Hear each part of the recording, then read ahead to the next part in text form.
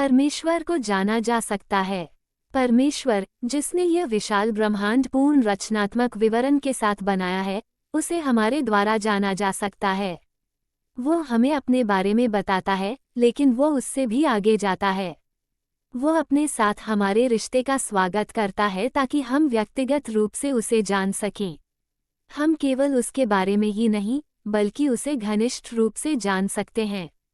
यहोवा यूं कहता है, बुद्धिमान अपनी बुद्धि पर घमंड न करे, न वीर अपनी वीरता पर, न धनी अपने धन पर घमंड करे, परंतु जो घमंड करे वह इसी बात पर घमंड करे कि वो मुझे जानता और समझता है कि मैं ही वो यहोवा हूँ, जो पृथ्वी पर करुणा, न्याय और धर्म के काम करता है, क्योंकि मैं इन्हीं बातों से प्रसन्न रहता हूँ। 1. वो हमारा स्वागत करता है। परमेश्वर हमें उसके साथ बात करने के लिए आमंत्रित करता है, ताकि हम उससे अपने बारे में बात कर सके। यह जरूरी नहीं है कि इस वार्तालाप के लिए हमें बिल्कुल ठीक ठाक होना पड़ेगा कि जब हम विनम्र हों, पवित्र हों और धर्मशास्त्र के सारे नियम जानने और मनाने वाले हो, तभी परमेश्वर हमसे बात करेगा।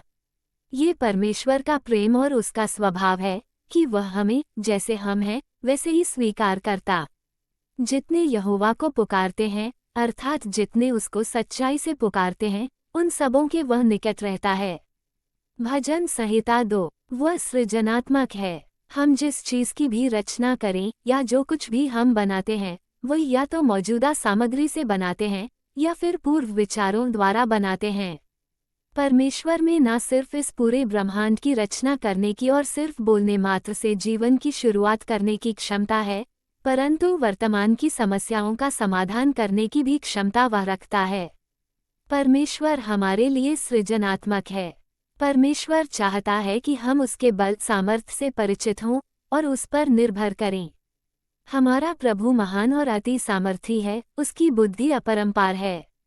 3. मैं अपनी आंखें पर्वतों की ओर लगाऊंगा। मुझे सहायता कहाँ से मिलेगी? उद्धरण चिन्ह। मुझे सहायता यहोवा की ओर से मिलती है, जो आकाश और पृथ्वी का करता है। वह क्षमा करने वाला है। हम पाप करते हैं। हम अपने कार्य परमेश्वर के बताए तरीके से न करके अपने तरीके से करते हैं। वह ये देखता है और जानता है। परमेश्वर इस तरह के पाप को नजरअंदाज नहीं करता, बल्कि मनुष्य के पाप के लिए न्याय तथा अपराधी ठहराने करने के लिए तैयार है। ऐसा होने पर भी परमेश्वर क्षमा करने वाला है, और जिस क्षण हम उसके साथ एक रिश्ता बनाते हैं, वो हमें क्षमा कर देता है। यीशु मसीह, परमेश्वर के पुत्र ने सलीब पर मरकर हमारे पापों का मूल्य चुकाया। वह मरकर भी जीवित हुआ और हमें क्षमा प्रदान की, अर्थात परमेश्वर की वह धार्मिकता जो यीशु मसीह पर विश्वास करने से सब विश्वास करने वालों के लिए है, क्योंकि कुछ भेद नहीं। उसे परमेश्वर ने उसके लहू के कारण एक ऐसा प्रायश्चित ठहराया जो विश्वास करने से कार्यकारी होता है, कि जो पाप पहले किए गए और जिन पर परमेश्वर ने अपनी सहनशीलता के कारण ध्यान नहीं दिया, उनके विषय में वह अपनी धार्मिकता प्रकट करे। 5. वह ईमानदार या सच्चा है। एक मनुष्य की भांति जो औरों को अपने विचार और भावनाएं जानने देता है, परमेश्वर स्पष्ट रूप से हमें अपने बारे में बताता है। संभवतः एक अंतर जरूर है, परमेश्वर हमेशा ईमानदार होता है। वो सब कुछ जो वो अपने बारे में हमें बताता है या हमारे बारे में कहता है, वो विश्वसनीय जानकारी होती है। वह हमारे विचारों, भावनाओं और अनुभूतियों, धारणाओं से भी सच्चा है। परमेश्वर जो भी कहता है वह सटीक और सच्चाई से पूर्ण होता है।